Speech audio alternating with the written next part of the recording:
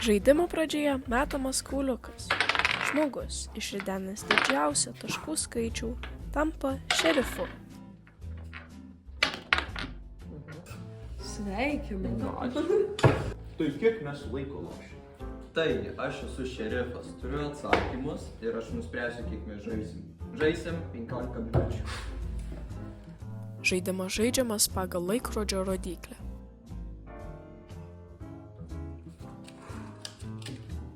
Kur dėsite?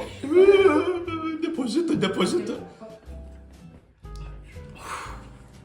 Žaidėjas atsakęs teisingai gauna baltą grybuką, klaidingai raudoną.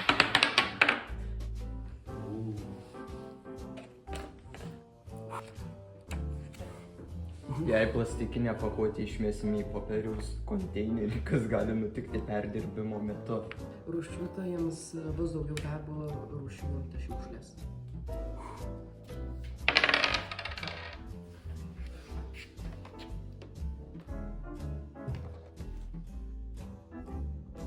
Kai kurių rūšių popierius negalima mesti į popieriaus konteinerį.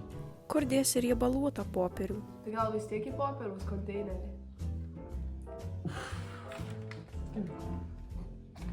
Bausmė.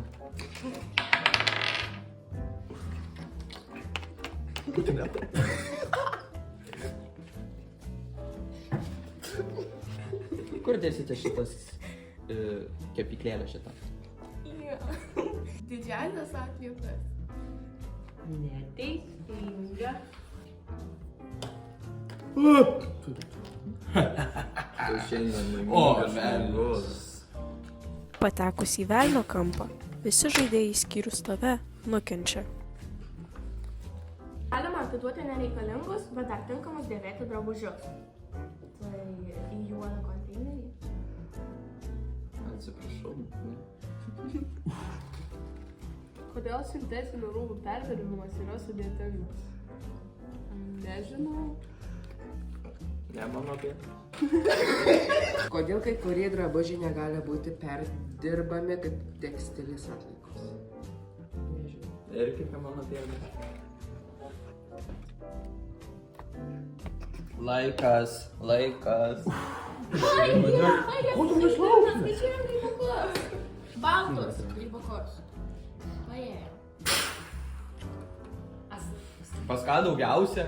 1, 2, 3, 4, 5 balti grybukai. Vytautai, tu laimėjai.